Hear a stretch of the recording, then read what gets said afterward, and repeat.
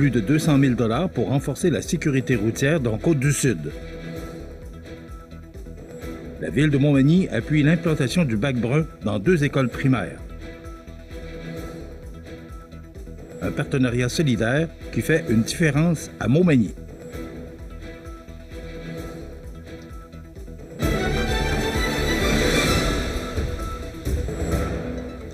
Lundi 12 janvier 2026. Bonjour mesdames et messieurs et bienvenue à votre bulletin d'actualité sur le réseau de télévision CMA TV.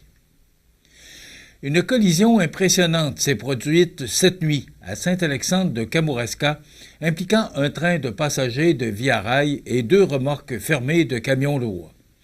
L'événement est survenu vers 1h35 dans le secteur de la route 289, mobilisant rapidement les services d'urgence. Au moment de l'impact, 124 personnes se trouvaient à bord du train. Les 2 locomotives de tête ainsi que quelques wagons ont subi des dommages matériels. Les remorques de 53 pieds tirées par des tracteurs routiers étaient stationnées à proximité immédiate des rails lorsqu'elles ont été heurtées par le convoi ferroviaire. 4 personnes se trouvaient à bord des tracteurs routiers au moment de la collision. Heureusement, aucun blessé n'est à déplorer, tant du côté des passagers que des conducteurs de camions. Par mesure de précaution, l'ensemble des passagers a été transporté à l'hôtel de ville de la municipalité afin de rester au chaud en attendant leur prise en charge par Via Rail. Le Bureau de la sécurité des transports du Canada et la Police du Canadien national ont été avisés et mènent l'enquête pour faire la lumière sur les causes exactes de la collision.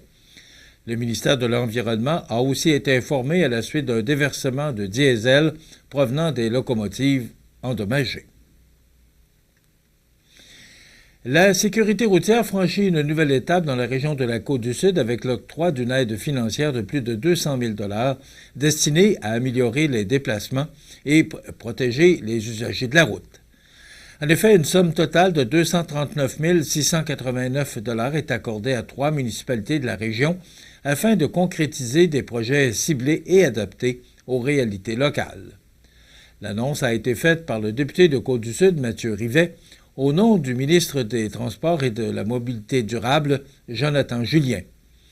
Les municipalités de Sainte-Hélène-de-Kamouraska, de Saint-Aubert et la ville de Saint-Pascal bénéficient de cette enveloppe provenant du programme d'aide financière du Fonds de la sécurité routière. Concrètement, la municipalité de Sainte-Hélène-de-Kamouraska recevra 9 028 $ pour l'installation d'un radar pédagogique avec remorque, un outil reconnu pour sensibiliser les automobilistes à leur vitesse. Du côté de Saint-Aubert, une somme de 122 226 $ est accordée pour la construction d'un trottoir ainsi que l'installation d'un feu clignotant, des aménagements qui visent à sécuriser les déplacements des piétons, notamment à proximité de secteurs plus achalandés. À Saint-Pascal, un montant de 108 435 $ permettra l'installation de bollards, de radars pédagogiques et de feux rectangulaires à clignotement rapide afin de réduire les risques d'accidents à des endroits jugés sensibles. Ces investissements régionaux s'inscrivent dans un effort plus large à l'échelle du Québec. Pour la période 2025-2028, une somme record de plus de 20 millions de $ est distribuée afin de soutenir 210 projets visant à améliorer la sécurité routière et à venir en aide aux victimes de la route. Le programme d'aide financière du Fonds de la sécurité routière s'intègre à la vision renouvelée du gouvernement du Québec en matière de sécurité routière. Dévoilé en août 2023, le plan d'action en sécurité routière 2023-2028 propose 27 mesures inspirées de la vision zéro qui visent à réduire au minimum les décès et les blessures graves sur les routes. Plus de 180 millions de $ sont réservés à la mise en œuvre de ce plan. Le ministre Jonathan Julien souligne que chaque initiative financée contribue concrètement à sauver des vies et à rendre les routes plus sécuritaires. Pour sa part, le député Mathieu Rivet se réjouit du soutien accordé aux municipalités de la région, rappelant que ces projets permettront à tous les usagers de la route de Côte-du-Sud, incluant les piétons, les cyclistes et les personnes plus vulnérables, de se déplacer de façon plus sécuritaire. Le programme prévoit également un comité consultatif chargé de conseiller annuellement le ministère sur l'utilisation des sommes du fonds, assurant ainsi une gestion rigoureuse et efficace des investissements consentis partout au Québec au fil des ans. La ville de Montmagny pose un nouveau geste concret en faveur de l'environnement en soutenant l'implantation de collecte de matières organiques dans 2 écoles primaires de son territoire. Les établissements concernés, les écoles Saint-Nicolas et Saint-Pédis, pourront désormais compter sur des bacs bruns fournis gratuitement par la municipalité. Cette initiative est née directement du milieu scolaire. Des élèves et des membres du personnel ont manifesté leur volonté de mettre en place des pratiques plus responsables afin de réduire l'empreinte environnementale de leur école. À l'école Saint-Pédis, un comité éco-école formé d'élèves a même été créé dans le but de sensibiliser la communauté scolaire et de rappeler que chaque geste compte lorsqu'il est question de protection de l'environnement. Touchée par cette mobilisation, la ville de Montmagny a répondu rapidement favorablement à la demande. La mairesse Gabrielle Brisebois souligne l'importance d'encourager ce type d'engagement chez les jeunes. Elle affirme que voir des élèves déterminés à améliorer leurs pratiques environnementales est une source d'inspiration et qu'il allait de soi pour la municipalité de les appuyer dans cette démarche. En offrant gratuitement les bacs bruns, la Ville réaffirme son engagement à soutenir les initiatives citoyennes et les actions concrètes visant une meilleure gestion des matières résiduelles. Grâce à la collaboration de la MRC de Montmagny, qui assurera l'accompagnement éducatif et des ateliers de sensibilisation en classe, la collecte des matières organiques a pu être implantée dès le retour en classe en janvier. Par ce geste, Montmagny poursuit ses efforts pour bâtir une communauté plus durable en misant sur l'éducation et l'implication des jeunes. Un partenariat solidaire qui fait une différence à Montmagny. Les détails après la pause. C'est à travers le respect et le besoin de faire plus pour les familles en deuil et l'expérience qui s'est transmise de père en fils que la Maison funéraire Laurent Normand a su au fil du temps se bâtir une réputation de confiance. La Maison funéraire Laurent Normand à Montmagny. Laissez-nous vous accompagner. On reçoit beaucoup de signalements de voleurs de temps ces jours-ci. Je partais faire mon jogging quand soudain, un troll d'Internet m'a volé tout mon après-midi. Une vedette de télé-réalité m'a volé 3 heures.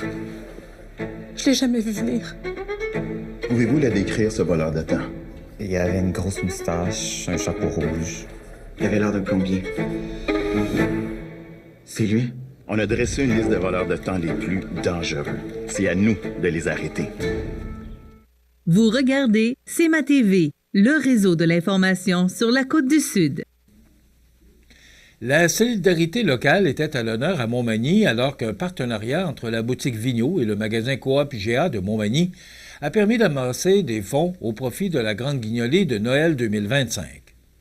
Pour une 2e année consécutive, cette initiative communautaire a démontré qu'un simple geste, porté par l'engagement collectif, peut avoir un impact concret auprès des familles et des aînés du milieu.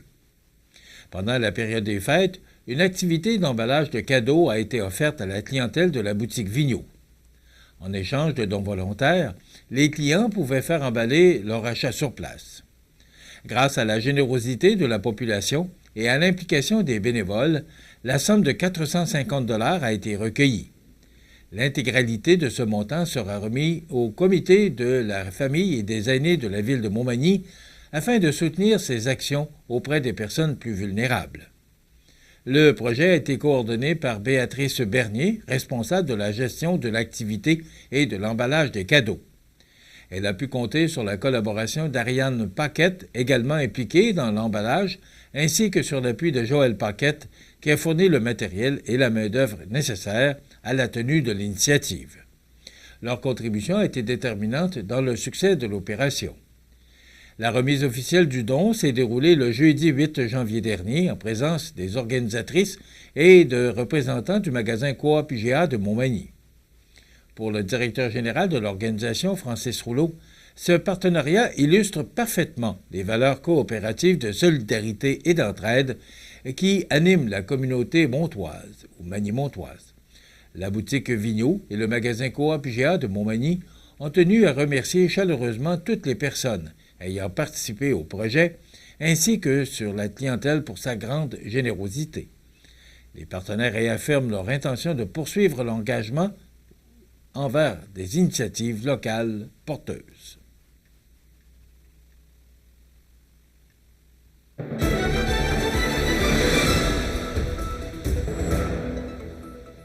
Au sport, l'Everest de la Côte-du-Sud a relevé un défi de taille en disputant 3 matchs en 4 jours face à des formations parmi les plus redoutables du circuit. Le bilan est plus que positif puisque l'équipe sud-côtoise a remporté 2 victoires convaincantes et une courte défaite démontrant la solidité et la profondeur de l'équipe sud-côtoise. Dimanche après-midi, à Montmagny, l'Everest a signé une victoire serrée de 2-1 contre le Collège français de Longueuil. Encore une fois, Antoine l'Italien s'est illustré en véritable héros. Après avoir nivelé la marque en deuxième période, le natif de Saint-Antoine-des-Monts a complété une brillante montée dans les toutes dernières secondes pour tromper le gardien Mathis Lacroix-Goulet et offrir la victoire aux siens. Devant le filet, Alexandre Lausier a livré une performance solide en bloquant 31 des 32 tirs dirigés vers lui. Vendredi soir, la troupe de Raphaël Saint-Laurent s'est inclinée 4-3 face aux Panthères de Saint-Jérôme, deuxième meilleure formation de la Ligue de hockey junior 3A du Québec. Malgré la défaite, l'Everest a offert une résistance acharnée, créant l'égalité 3-3 en troisième période, avant de céder en toute fin de match. La séquence avait toutefois débuté en force jeudi avec un gain éclatant de 11-2 contre le Prime de Laval. Antoine l'Italien a alors réussi un tour du chapeau, tandis que plusieurs joueurs ont contribué à l'attaque, illustrant la profondeur offensive de l'équipe. L'Everest poursuivra sa route cette semaine avec des matchs à Valleyfield, Rivière-du-Loup et Montmagny, dans un calendrier qui promet encore de solides affrontements. Et toujours dans la Ligue de hockey junior 3A du Québec, cette ligue s'apprête à écrire une page marquante de son histoire en présentant pour la toute première fois une classique hivernale. L'événement aura lieu le dimanche 1er février dès 14h15 au parc Pierre-Dalcourt à Saint-Félix-de-Valois et mettra aux prises l'Everest de la Côte-du-Sud et les Prédateurs de Joliette dans un décor extérieur spécialement aménagé pour l'occasion. Présentée sur une patinoire réfrigérée, cette rencontre historique se veut bien plus qu'un simple match de hockey. Elle propose une expérience unique, à la fois sportive et rassembleuse, qui ramène le hockey junior à ses racines, à l'extérieur des arénas traditionnels. L'admission sera gratuite et près de 400 spectateurs pourront assister à la rencontre grâce aux installations modernes de la municipalité inaugurées en février 2024. Des services de nourriture et de breuvage seront offerts sur place et une tique officielle de l'événement sera également mise en vente. La classique hivernale est présentée par Altitude Vision Financière et la municipalité de Saint-Félix-de-Valois. Pour faciliter l'accès au site, les spectateurs pourront stationner leurs véhicules directement au parc Pierre-Dalcourt ainsi qu'à l'école secondaire de l'Érablière. L'événement s'inscrit dans une volonté claire de rendre le hockey plus accessible à l'ensemble de la population en favorisant un contact direct entre les équipes et la communauté locale. Selon Rémi Champoux, président et gouverneur des Prédateurs de Joliette, ce projet représentait une priorité depuis son entrée en poste il y a un peu plus de 2 ans. Il souligne que cette initiative vise, avant tout, à offrir une expérience mémorable aux joueurs, tout en démontrant que le hockey de haut niveau peut être présenté dans un cadre différent, convivial et rassembleur. L'objectif est aussi de redorer l'image du sport et de démontrer qu'il demeure accessible et profondément ancré dans les régions. La journée débutera dès 10h avec un match M13-3 à relève opposant les Seigneurs d'Émile-Île aux Pionniers de Lanaudière, suivi d'une période d'animation sur le site. Après l'échauffement et les cérémonies d'avant-match, la mise au jeu officielle sera donnée à 14h15. Les partisans qui ne pourront être sur place pourront suivre la rencontre en direct sur Apex Live TV, prolongeant ainsi la portée de cet événement historique pour la Ligue de hockey junior 3A du Québec. Voilà ce qui complète votre bulletin d'actualité de ce lundi 12 janvier. Dans un moment, les prévisions de la météo. Et le menu de cette émission du 12 janvier, eh bien, aujourd'hui, on reçoit Mme Lucette Fournier, auteure du livre « L'Empire de Luc et Lucette ».